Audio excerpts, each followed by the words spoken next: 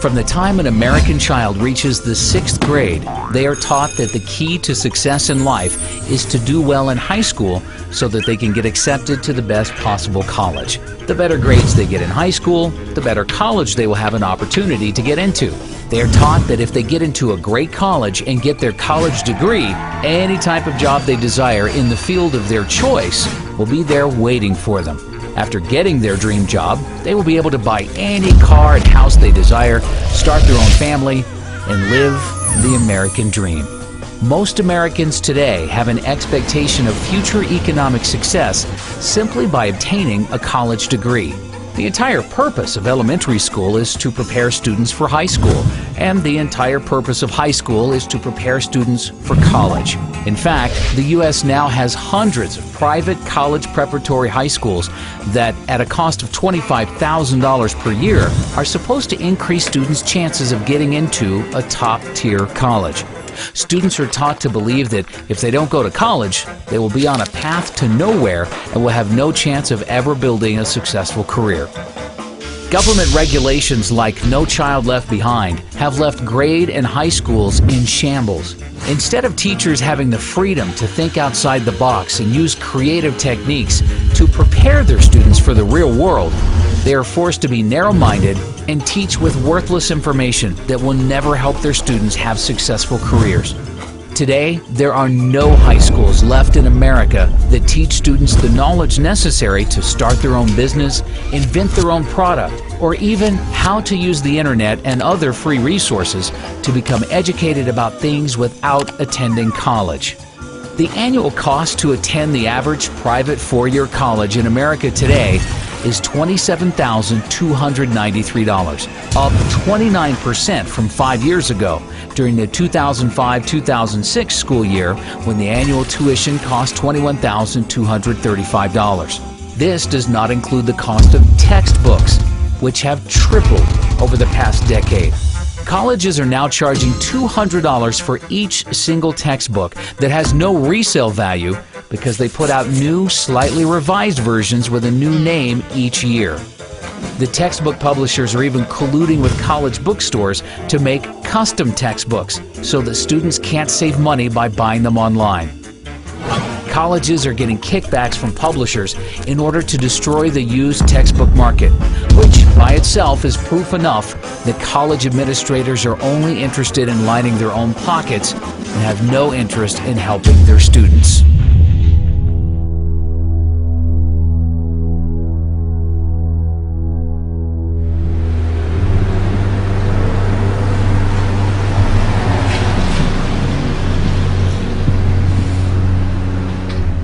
You have to have a certain kind of brain to understand the dead language that they write in textbooks. But they brainwash you from a little kid up so that you buy into the system and you get good grades and you study hard and then you become a member of the total system. No freedom. You don't know how to think, because they told you how to think their way.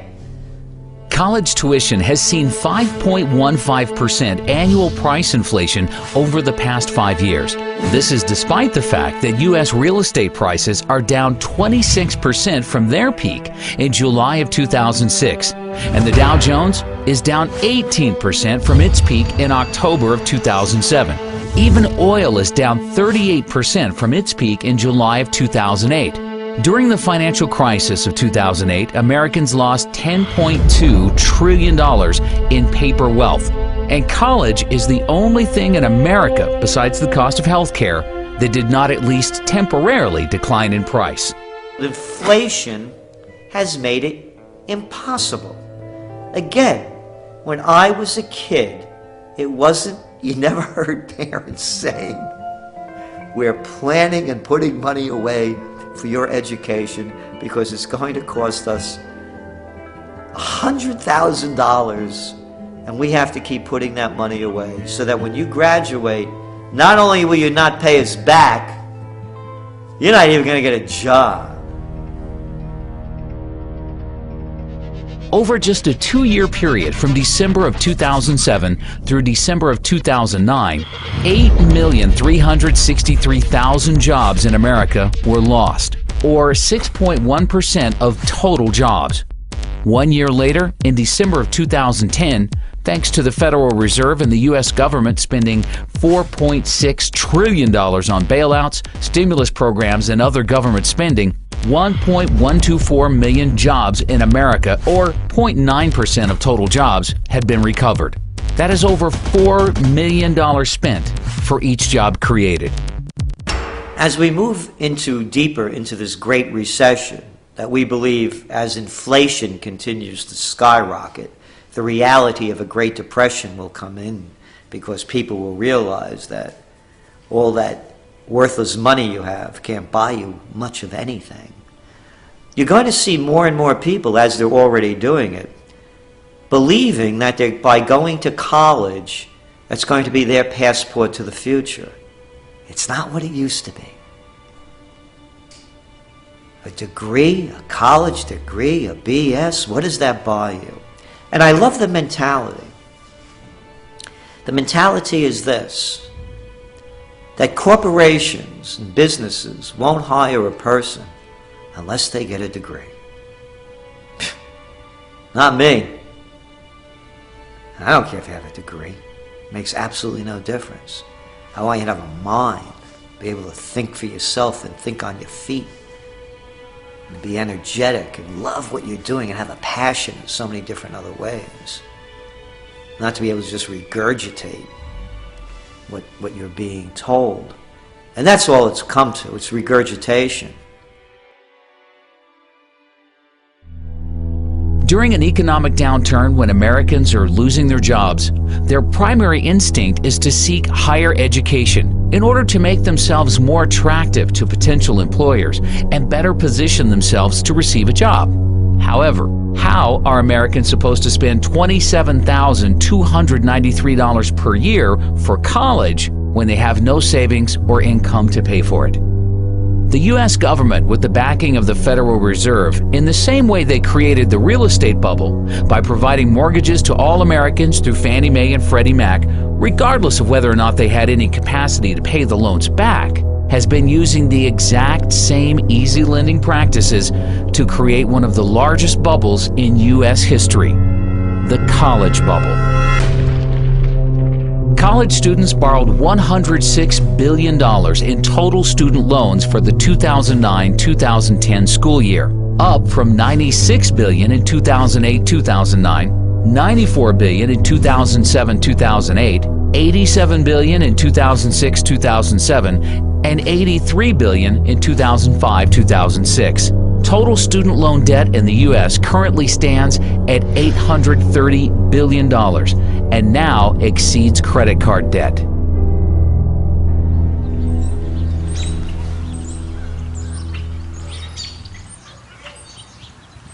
I was so pro-education. That's all I wanted in my life was an education. And you know, I'd like to still be pro-education, Right. but to put anybody through what I've been through, no. Really, in my case, the education, I think, really ruined my life. Right. So, I mean, I would have been better off if I just would have gone to work at, you know, McDonald's or something, actually. So, That is unbelievable. because this is a debt I can never get over.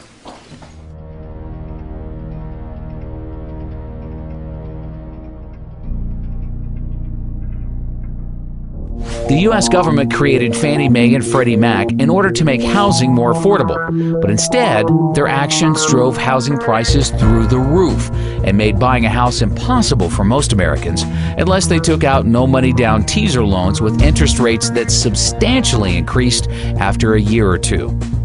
The U.S. government has been trying for decades to make college more affordable, but its actions have accomplished the complete opposite effect. College is now impossible for most students to afford without getting deeply into debt to do so. All across the country, Americans are graduating college with mortgages before they even buy a house. When I graduated from my undergraduate degree, I had $300 in student loans that I owed. $300. you can hardly buy 2 cups of coffee and a meal at the student union these days for $300. So when I graduated with my undergraduate degree, what you got in exchange for your education was lifetime indenture and a new house. Right? So you got to buy the mortgage. That's what you got. You got your degree, you got out of school, you got a job, and therefore you bought a house because culture drives you to buy a house. So now you're in debt. You have to work. Now you have to be part of the wage slave economy for the next 20 or 30 years until the house is paid off.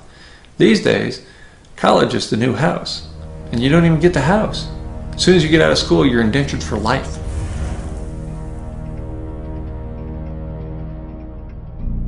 When you started taking out loans, what kind of debt did you end up getting into, and how much have you been able to pay off, and how much you still have? When I walked out of dental school, I was $136,000 in debt, and I have paid in close to $100,000 right now. They say I owe $300,000, so I still have quite a bit, obviously, that I can't manage anymore. And I've done everything I can to try to manage it, but it becomes unmanageable at a certain point.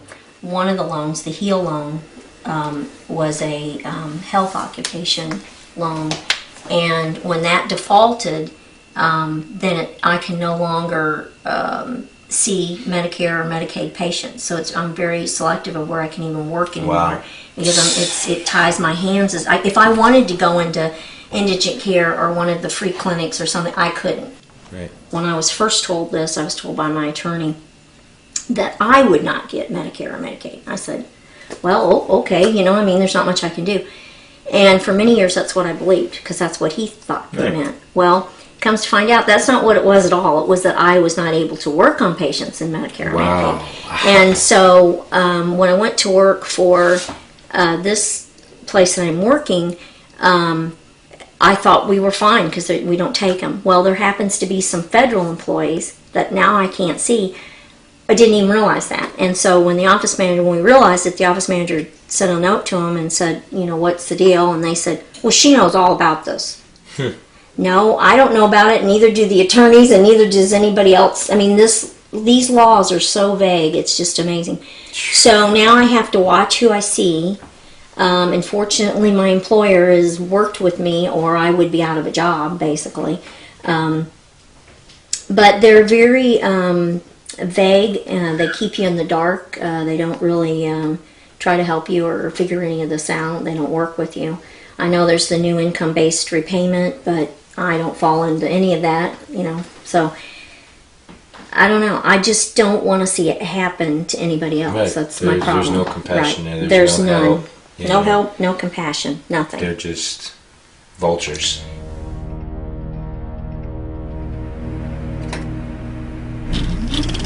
Back in the 1970s, the average college student was able to afford their college tuition without any student loans or help from their parents. They were able to pay for college by working a part-time job year-round or by simply working full-time during the summer when they were off from school.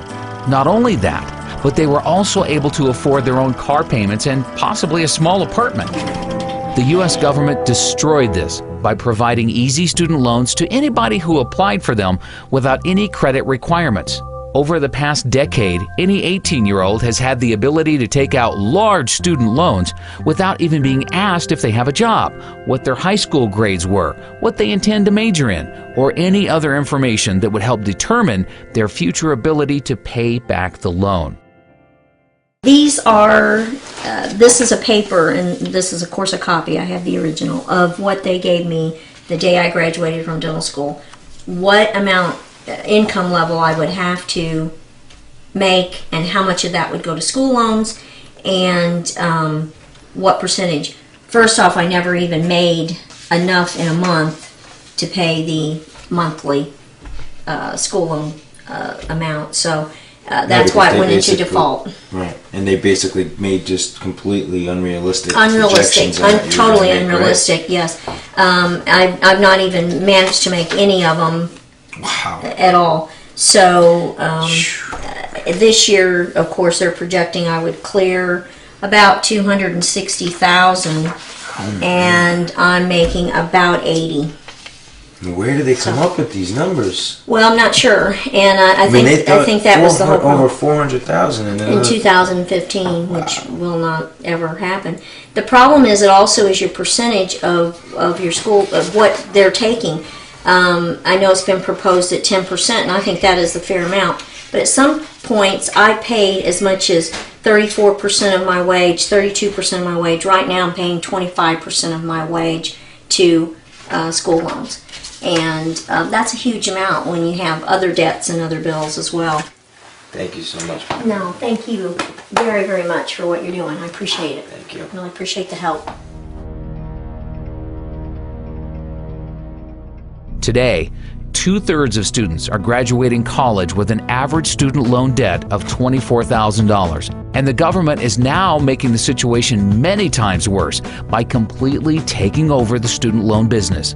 Hidden inside of the recently passed health care bill, the government passed a complete student loan overhaul where they removed commercial banks from providing loans to students. Now, all students will receive their loans directly from the government at artificially low interest rates. There's absolutely no reason why we, the taxpayers, should be funding college education. And that's what we're doing when they're giving government aid. You know what my college debt was when I got out of school? $1,500. $1,500. You talk about inflation? You talk about inflation? You know what it used to cost me a whole year to go to school? $2,000. And that included room and board. You want to talk about inflation? You're never going to be able to get out from that debt. You're an indentured servant. That's right. That $120,000 you owe, the $80,000, the $40,000, $250,000 if you're a good student that went to law school and you're that much in debt without a job. You have to pay it back. There is no way out. That's the system.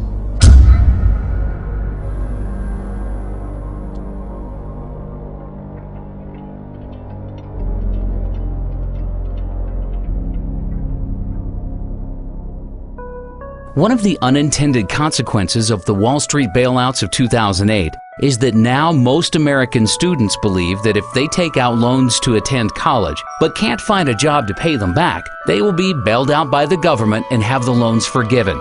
NIA believes this is indeed what will ultimately happen, and therefore it will be U.S. taxpayers who end up paying for the artificially inflated, sky-high tuitions for all college students who can't or choose not to repay their loans. It won't only be taxpayers who suffer. All holders of U.S. dollars worldwide will ultimately pay for everybody's student loans, as the Federal Reserve is likely to print the money to make up for these bad debts, which will lead to hyperinflation and a worthless U.S. dollar. Many students are outright abusing the system. Although government student loans get sent directly to the college or university to pay for a student's tuition, private student loans that are guaranteed by the government usually get sent directly to the student in the form of a check. NIA has been hearing countless reports of students using this free student loan money to buy food, electronics, clothing, jewelry, even cars. The friend of one NIA member used his student loan money to rent and furnish a fancy apartment in Manhattan and didn't even go to college. Even when the loan comes directly from the government and goes straight to the college, there is often thousands of dollars left over each semester after tuition is paid for. This extra money then gets dispersed directly to the student in the form of a check. There is an epidemic in America of students using their student loan money for non-educational purposes, and absolutely nothing is being done to stop this from happening. This is complete insanity, and all Americans will pay for the madness in the very near future. One NIA member from Kansas City, Missouri, has a wife who was one semester short of obtaining her teacher's degree. Instead of borrowing the $8,000 required for tuition at Northwest Missouri State University, she took out a government student loan for $13,000 and used the extra $5,000 to buy a used car. Unfortunately, shortly before graduating, Kansas City closed several schools and laid off 300 teachers. She is now working at a school cafeteria for $8.50 an hour. Although she was required to make monthly payments of $146 for 10 years, after calling the government student loan office and inquiring about their income-based payment plan, they agreed to reduce her monthly payments to zero. With all the modern technological advances the world has been experiencing in recent years, the cost of a quality college education in America should be getting cheaper. It is now cheaper to purchase a plasma television or laptop computer than years ago because the government doesn't subsidize purchases of these products. If there was a true free market in college education, colleges would be figuring out more cost-efficient ways to educate students using modern technology in order to bring tuitions down and compete against each other for the enrollment of students. By guaranteeing student loans and providing too much financial aid to students, the U.S. government destroyed the free market in college education. One NIA member who is 50% owner of a private vocational school tells us that he is legally forced to raise tuitions every time the government raises financial aid to students. The government's 90-10 rule mandates that at least 10% of a private for-profit college's income comes from non-federal government sources. Therefore, private for-profit colleges must keep raising tuitions to stay within the 90-10 rule. The government needs to get out of the education business completely and allow private banks to re-enter the market and compete against each other in order to offer loans at reasonable interest rates to students who will have the best ability to pay them back. The reality is, the majority of the students who qualify for loans today from the government would no longer qualify. But this will force colleges to either bring down their expenses in order to charge affordable tuitions or close their doors for good. Colleges in America spent $10.7 billion on construction projects in 2009, down from an average $14.7 billion spent per year from 2005 to 2007, but still very excessive. Colleges have recklessly spent to build new libraries, gyms, sports arenas, housing units, etc., all for the purpose of impressing potential students and their families. None of these projects have added anything to the quality of college education in the U.S. Many colleges have very large levels of debt they undertook to build new construction. With most college endowment funds being crushed in recent years due to collapsing real estate and stock market prices, many colleges have very poor balance sheets that won't be able to withstand the slightest drop in enrollments. Jocks! Grown-up jocks! Excuse me, they're coaches now. Hey, coach. Making millions of dollars. For what does this have to do with education? What a waste. What a waste. 2-bit universities fielding baseball teams, football teams, basketball teams. For what? To entertain the kids? Yeah, you can do this if you're a very rich society and you have the money to waste. But not during a Great Recession. And not as the median household income of the country continues to decline. And not as you're sending all of these kids to get degrees in worthlessness, because that's what these university degrees are, a lot of them. It's a waste of money, it's a waste of energy, and it's an affront to anyone who really wants to think seriously about an education, because it has nothing to do with the NCAA. We are sort of seeing the perfect storm. We have seen all this construction the past few years, and if you're a college president, putting your name on a building is quite nice. But you are not there, you probably have moved on somewhere else while your name is on the building, but now the operation and maintenance costs are now falling due. And that was never part of the original bond issue, so now we have all these facilities coming online. Students, are being stressed financially, parents are being stressed financially, tuition is going up like crazy. Even those schools that are lucky to have endowments, typically they're not having the return they used to have in the old days. So there is just this tremendous culmination of things all coming together that is just going to just stress the system completely. We just saw that there were even riots in UCLA when they saw a 32% increase in tuition. I mean, do you think that we'll start to see a lot more, riots and students getting angry at these tuition prices? I would love to see a little more activism on the part of my students. I think they have been taking this now for such a long time that maybe it's just part of the scenery now, and they're not really worried about it anymore.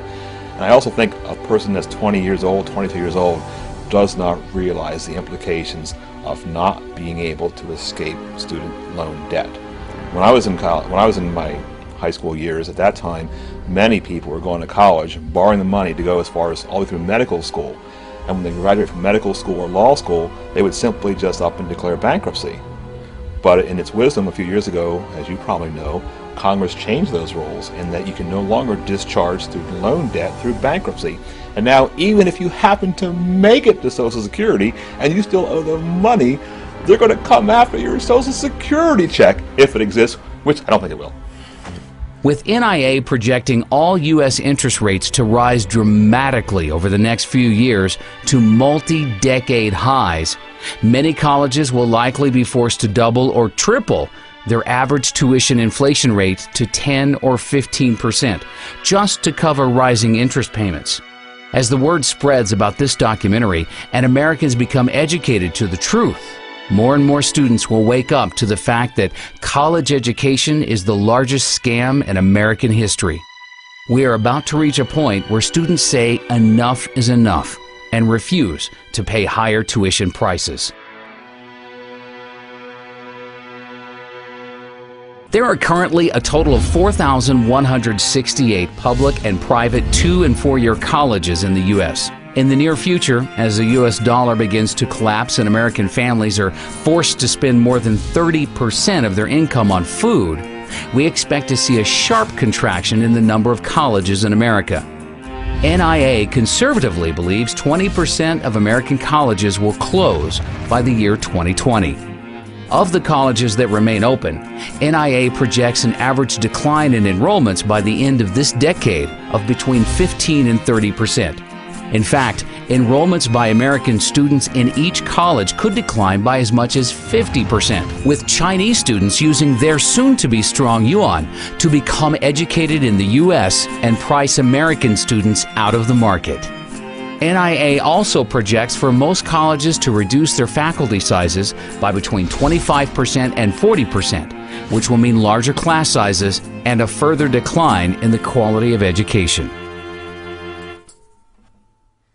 If we were doing such a wonderful job and producing such geniuses coming out of universities, you think we'd be in the problems that we're in now? Do you think that we would be among the most unhealthy nation of people in developed nations? Do you think that we would be gobbling down junk food? Do you think that we would be prescription drug addicts as a society? Do you think that we would be in the greatest recession that's heading toward the greatest depression? Do you think we would be in Iraq and wasting trillions of dollars fighting losing wars in Afghanistan and now in Pakistan? Do you think that we would have presidents and senators and congressmen and legislators of such low mentality that we have now?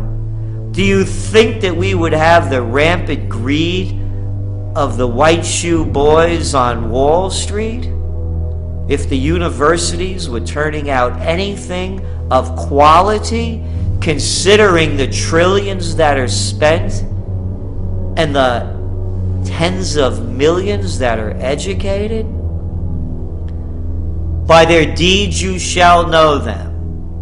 Look what American universities have produced.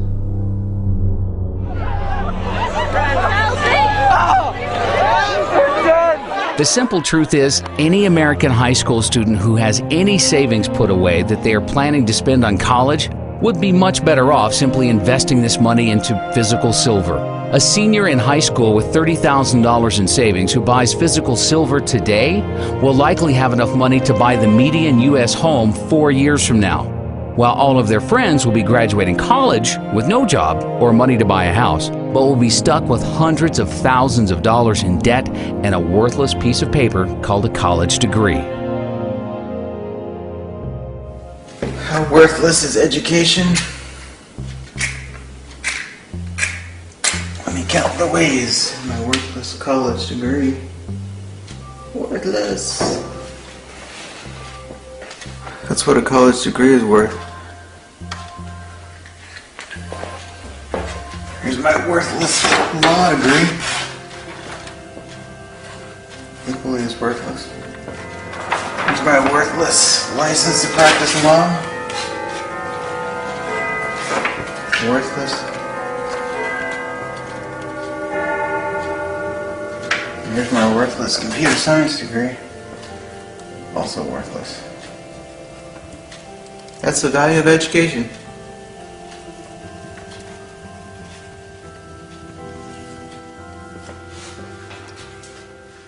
If somebody were graduating from high school today and wanted to know whether they should go to college, I would say they should run, not walk away from college, because the industrial age doesn't have long to go.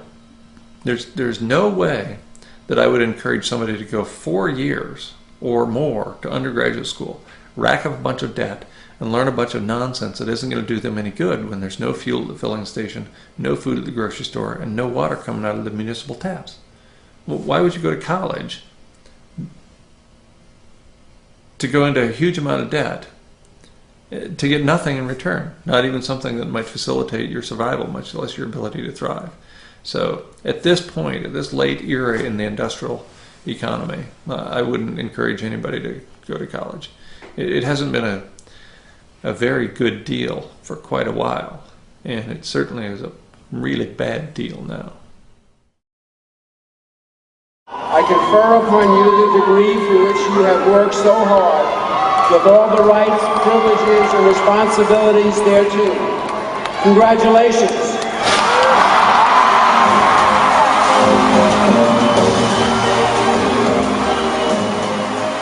As fast as college tuition costs are rising, the value of a college degree is declining even faster.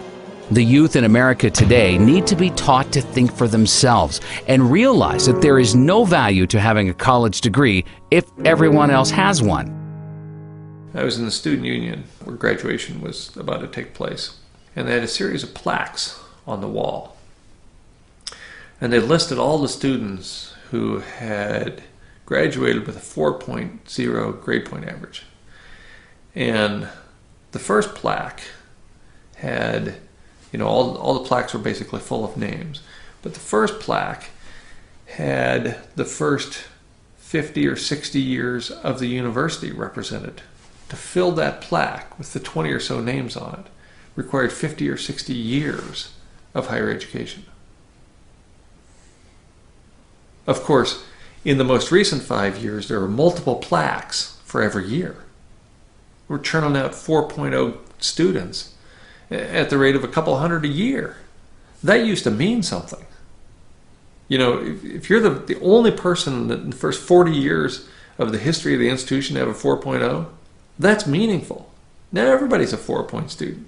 Our standards have fallen so profoundly that anybody with a heartbeat can get a 4-point average. It's just absurd. The U.S. Bureau of Labor Statistics reported in April of last year that as of October 2009, 70.1% of 2009 high school graduates were enrolled in colleges or universities, an all-time high since they began keeping this statistic, and up from 68.6% of 2008 high school graduates enrolling into college. In other words, there is no longer anything special about a college degree in America if 70% of everybody else is also attending college to receive one. NIA is working hard to ensure that it will soon become common knowledge in the U.S. that a college degree gives you no advantage over the rest of the population. When Americans finally learn the truth, the college bubble in America will burst.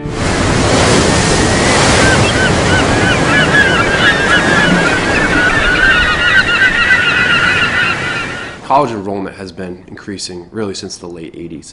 But what kind of is an unknown secret is since 1992, the majority of college graduates, 60% of them were in positions that the BLS considered low scale and typically did not require a high school education. For example, 20% of all the new waiter and waitressing positions created since 1992 have been filled by college graduates.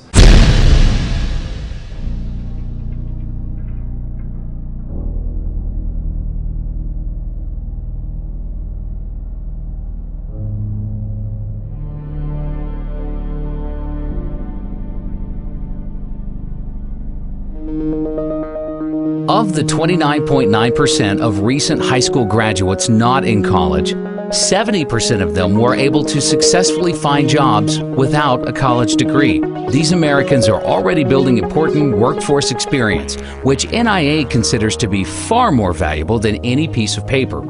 By comparison, only 42.1% of recent high school graduates in college have a job. And most of these are part-time jobs where the students are building very little workforce experience. The 57.9% of students in college without jobs, not only are they wasting their savings and getting deeply into debt for a worthless piece of paper, but they are losing out on valuable income they could have been earning during those 4 years. One of the greatest myths in America today that is used to scam Americans into overpaying to attend college is that college graduates make more money in their lives than Americans without college degrees, and therefore a college degree is a great investment. According to studies from biased organizations like the College Board, Americans with college degrees will earn $1 million in additional income over their lifetime compared to high school graduates with no college degrees. You know that college graduates earn $1 million more on average than those without a degree? Graduates from four-year colleges earn nearly an estimated $1 million more.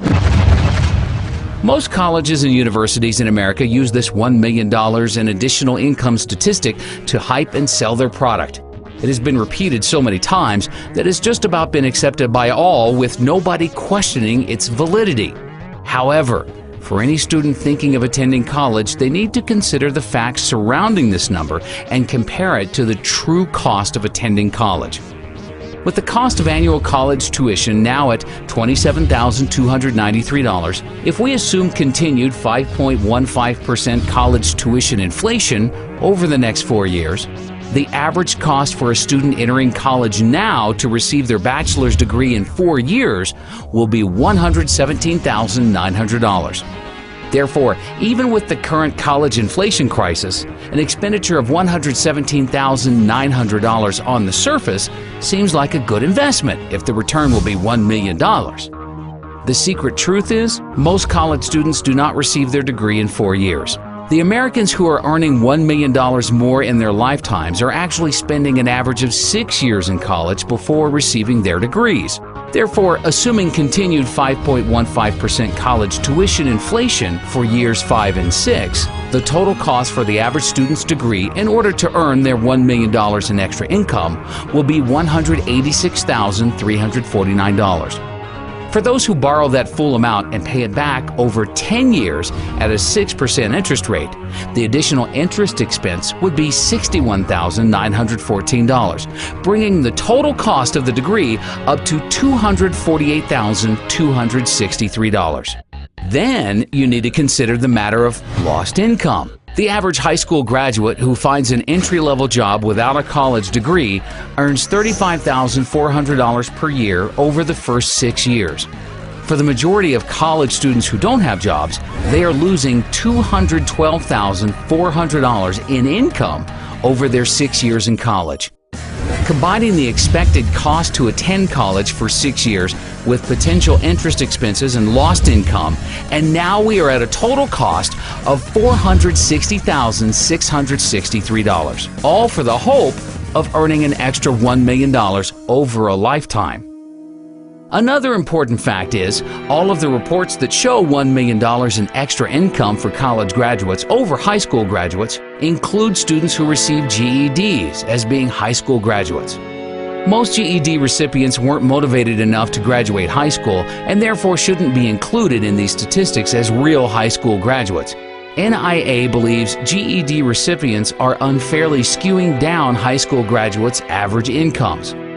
Also, the simple truth is, some Americans are just more motivated than others to make money and have successful careers. Somebody who wants to earn a high income usually goes to college because they have been suckered into believing it offers them the greatest ability to do so. Whereas most Americans who don't attend college don't have as strong a desire to have a successful career. 95% of college graduates interviewed by NIA with annual incomes above $200,000 tell us that their college degrees had absolutely nothing to do with their business success. In fact, of these same people surveyed, 90% of them said that they probably would have become successful at a much earlier age and be making even more money today if they didn't waste so many years of their life attending college. The phony $1 million in additional income study that was conceived by the education industry in order to deceive Americans into overpaying to attend college is just one of many false, misleading studies that they have created in an effort to create an illusion that college is a good investment, no matter how high tuition prices rise. The mainstream media has been working with the education industry and helping them perpetrate their schemes on the American public. One of these schemes was the 2008 pharmacist shortage hoax. 3 years ago, there were 15 new pharmacist schools getting ready to open in the U.S. In order to create artificial demand for enrollments to all of these new schools, the industry decided to create an illusion that there was a huge shortage of pharmacists in the country that will continue for the rest of the decade, with 150,000 new pharmacist jobs needed by 2020. One place where the U.S. economy has too many jobs and not enough applicants is in pharmacies. Because there's a shortage of pharmacists, many are overworked from putting in long hours. With pharmacies open 24 hours a day and a huge population of aging baby boomers consuming larger amounts of prescription drugs, it adds up to an industry that cannot find enough pharmacists to go around. From the student standpoint, and our students know that when they graduate, they have a job. I mean, in fact, they have a job even before they have graduated. It's not that they can practice as a pharmacist, but they know they have been offered already a job. So that's one of the positive side. On the negative side is the pressure that's put on the schools to really come up with the number of pharmacists that are needed in the future. By some estimates, the U.S. would need more than 150,000 new pharmacists by 2020 to match supply with industry demand. Experts say the pharmacist shortage will continue for at least a decade or more. In the meantime, at least 15 new pharmacy schools are expected to open their doors by 2010, even as existing schools expand in size. NIA has been hearing dozens of reports from its members with family members who have graduated pharmacy schools 6 months to a year ago and have sent in their resumes to hundreds of different pharmacies in the New York metropolitan area and have yet to even receive one job offer. Even experienced pharmacists are having major difficulties finding pharmacist jobs. The husband of one NIA member retired 5 years ago as a pharmacist in New Jersey, but has now decided to re-enter the workforce so that their family can accumulate enough gold and silver to survive hyperinflation.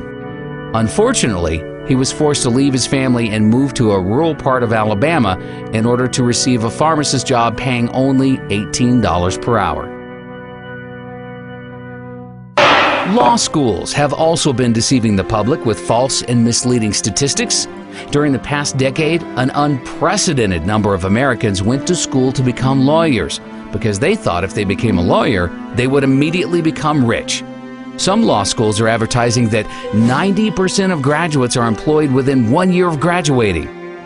The unfortunate reality is, law schools are deceiving their students with these statistics because most of their graduates who are employed within a year of graduating are not employed at law firms. They can be employed at Walmart or McDonald's, but the law schools will still consider them to be part of their 90% employed within a year. A lot of schools right now will tout a job placement rate after graduation, or what percentage of their graduates are employed X amount of months after graduating a degree. And what you're seeing sometimes is manipulation and outright just fraud in how they calculate this.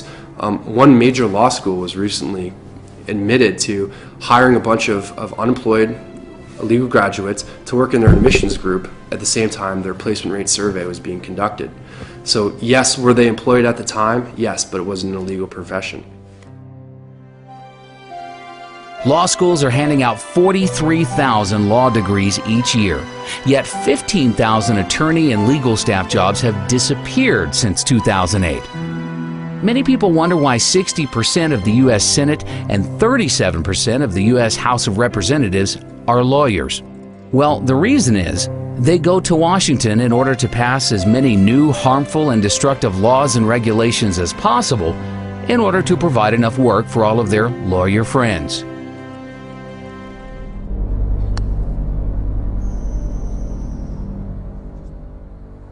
So I decided to go to law school. I went to Chapman University School of Law. I graduated in 2005 and passed the bar in 2005, July of that year. And overall, I did not have a good experience in law school. In fact, the first week going into law school, it was not at all what I expected. I thought that the law was to promote freedom and liberty and justice. And in fact, what I realized shortly after entering law school is what the law has become is an excuse for bureaucrats to regulate just about every aspect of our behavior. All of the needless legislation that is passed each year in order to provide work for lawyers has the devastating unintended consequence of destroying what little is left of the free market. Small businesses are the backbone of the U.S. economy, but it is now nearly impossible for a small businessman with limited financial resources to build a large, successful corporation in any sector because their legal costs would eat up all of their capital needed for research and development. Lawyers do very little to add real value to society. In fact, most legal and financial related service jobs on Wall Street are made possible solely due to inflation. It is because of the Federal Reserve's 0% interest rates and trillions of dollars in bailouts that all of these jobs exist. But these jobs only exist because money is being stolen from middle-class goods-producing workers and being redistributed to non-producing workers on Wall Street. A lot of people that I graduated with found law to be very similar to how I found it, and that is, it wasn't really about helping people or benefiting the community. It was really just a system whereby bureaucratic lawyers make money trying to interpret complex statutes that really serve no purpose. There is a law for just about everything. You want to marry somebody who you love, you have to get a license to do that. You want to develop the real property that you purchased, you have to go to the city and get permits and licenses to do that. You need permits and licenses to do just about everything that should be legal because you're not hurting anybody else. To start your own business, you need a business license, you need your taxpayer ID number, you need all kinds of things just to get up and running. And so all these restrictions and laws and statutes, a lot of them which are not even passed by Congress, they're simply passed by administrative bureaucracies, they hamper the economy, they hamper economic growth, and they actually act in a tyrannical sense against people starting their own businesses and providing for themselves. 75 years ago, agriculture made up 28% of the U.S. GDP. Today, the service sector makes up 76.9% of GDP, and agriculture makes up only 1.2%. The only way for a country to produce real wealth is by farmers growing food, miners mining for gold, silver, and other precious metals, drillers drilling for oil, natural gas, and other commodities, and manufacturers manufacturing real goods that can be exported to the rest of the world. Goldman Sachs has never created one dime of wealth for our country. Yet most politicians in Washington have been brainwashed into believing Wall Street jobs are necessary for the U.S. to have a strong, viable economy. Likewise, nearly all Americans who have gone to school during the past decade have gone to school for degrees in legal, financial, or other service sector jobs. Almost no Americans have gone to college to become farmers, gold miners, or oil drillers.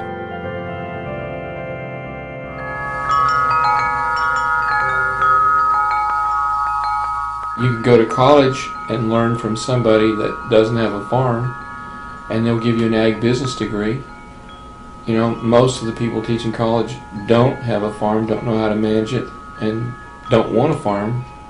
I say if you want to learn how to do something, try to study under the person that can do it the best that he can do. There are jobs everywhere. You have to create a job. You don't get a job, you make one.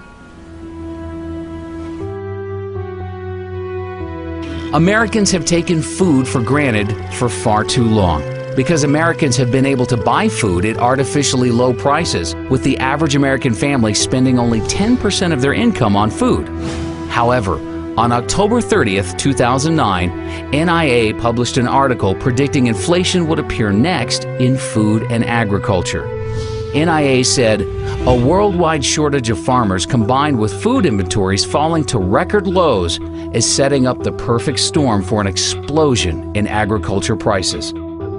From the time NIA wrote this article until now, we have experienced the largest ever short-term increase in agricultural commodity prices.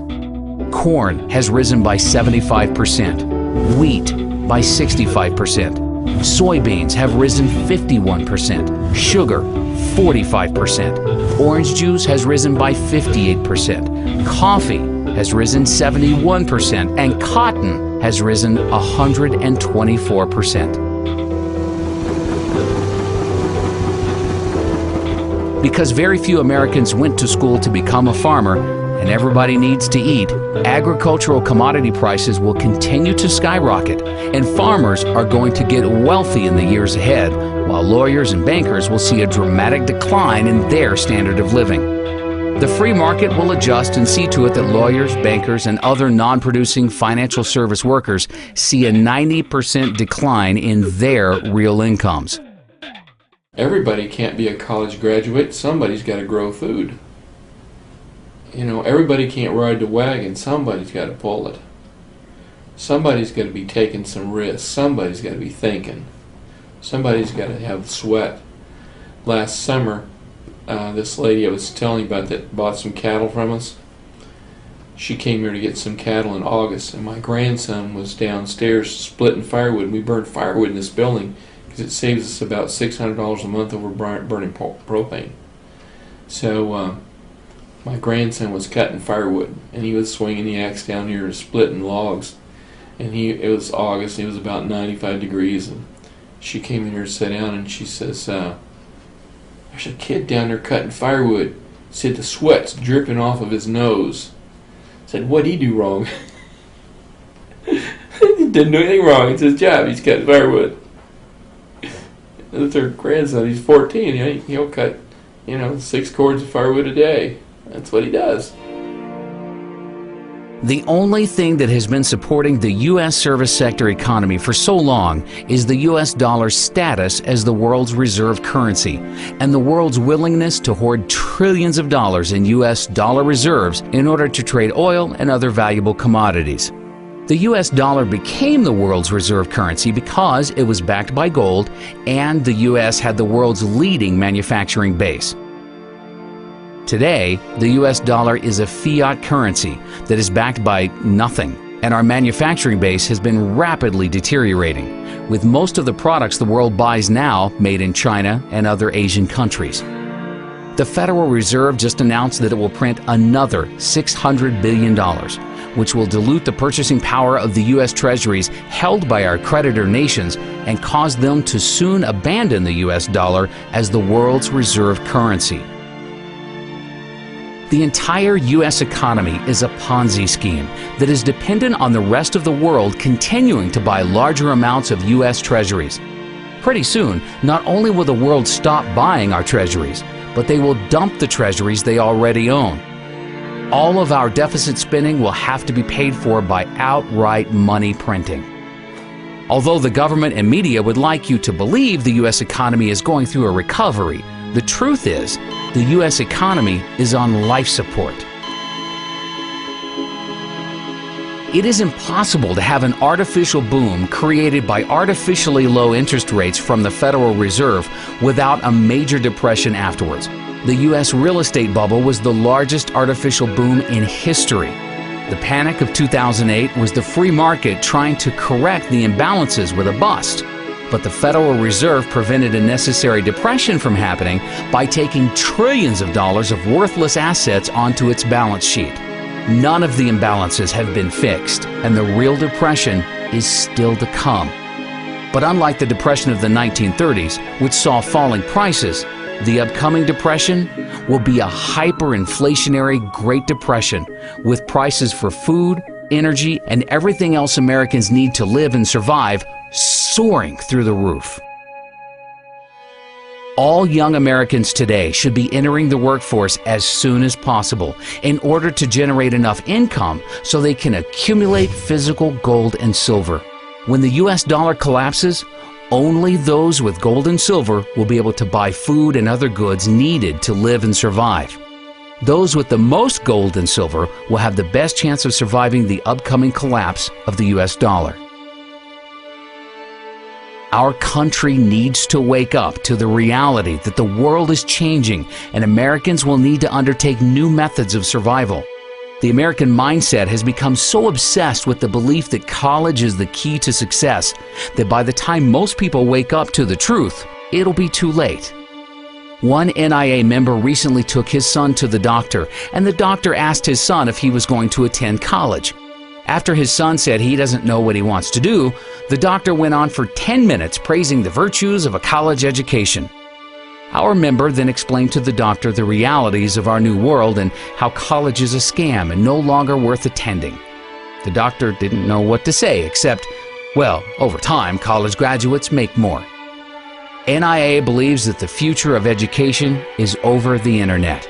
Americans today can purchase just about any type of product they want over the internet for substantially less than they can find it in a retail store, because online retailers have substantially less overhead costs. Walmart's biggest competitive threat today is not Target, but is actually Amazon.com, which now has a $79 billion market cap and is fast catching up to Walmart's $204 billion market cap. The largest and most profitable college of the future will be an online college that attracts all of the most successful professors from around the world and allows them to teach an unlimited number of students over the internet. Students will have the opportunity to be taught by the very best in any field of their choice from the comfort of their own home. They will receive a much higher quality education for only a small fraction of the cost of attending a traditional college. By the end of this decade, NIA expects online colleges to gain at least a 25% market share of the total higher education industry. Well, you actually also teach online courses as well. I mean, do you think that that's the future, online learning? I think the future actually is online learning. If the grid can stay up, which I hope it does, I think most people have an interest in seeing that happen. So I think a lot of things could fall apart before the grid and the internet does. So I think that's the way. I always ask my students, does it really make a whole lot of sense for all 20 of us to drive here every Tuesday and Thursday to get together to talk about digital media stuff, when we really could do this with a little bit of re-engineering and actually have, instead of all of us coming together, if I came to you wherever you were? I think that's a model of the future. If you figure out each student probably spends 2 gallons of gas a day to come to class, times 20 students, times 15 weeks, add up how much gas that is and how much that costs. Who wouldn't want to have that money back, especially over a couple of semesters? Especially now because we have a much richer media environment to use for teaching and learning. I can now embed videos in my classes.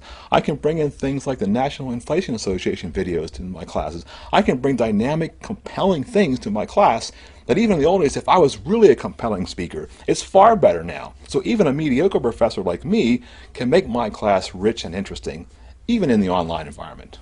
You tell me the difference about sitting in an auditorium in NYU with 1,000 other people or sitting in front of your screen and listening to a professor. What's the difference? Look what's going on in India. They estimate some 500,000 Indians have gotten university degrees in engineering through online. Interactive view is what I called it back then. And how many did we turn out in the USA in the same period? About 150,000. It's the future. The future is now. But they're holding us back on real internet learning, real real digital online learning because of the people that want to control the system, the ones that want to have the tenure, the whole college industrial complex. That's all it is. It's a racket. Just like war's a racket, colleges have become a racket. While millions of Americans are at home right now wondering why are food and gas prices going through the roof, there is a small group of U.S. citizens that are preparing right now for the collapse of the U.S. dollar. These select few Americans will not only survive the upcoming hyperinflationary crisis, but they will be positioned to prosper and become wealthy as the rest of America is going to go broke. On December 11th of 2009, NAA declared silver the best investment for the next decade at only $17.40 per ounce. Just recently, we saw silver hit a high of nearly $50 per ounce for a gain of 185% for our members. In fact, in February of 2010, NAA suggested silver call options that ended up making a gain of over 1,000% at its high. You know, it amazes me how many people have been contacting us recently. I mean, every week we receive countless emails from people that say that they've learned more about economics from being a member of NAA for just 1 month compared to studying economics in college for over 4 years. NAA members receive weekly articles, videos, and updates with priceless economic information that the mainstream media is afraid to talk about. All across America, students are being brainwashed right now with Keynesian economic principles that got us in the debt crisis that we're in today. We are not going to solve our economic problems by making the same mistakes in the future. After the financial crisis in 2008, the U.S. should have went through a much-needed recession, where we saw the free market rebalance our economy from the ground floor. That way we would have built on a solid foundation, saw a real recovery with real economic growth in the future. A record 44.2 million Americans, or 14% of our population, are on food stamps right now to put food on the table. I mean, with the government about to go bust, these entitlement programs are a thing of the past. You know, 2/3 of Americans are getting ready to retire and actually believe that Social Security is going to be able to support 50% of their income. I mean, let's face it, retirement in America is also going to be ancient history. Even Americans that have millions of dollars in the bank will soon go broke. The new wealthiest class of Americans are going to be the ones that become educated and start learning about the truth about our U.S. economy. Start thinking for yourself. Sign up and become a member of NIA for absolutely free at inflation.us.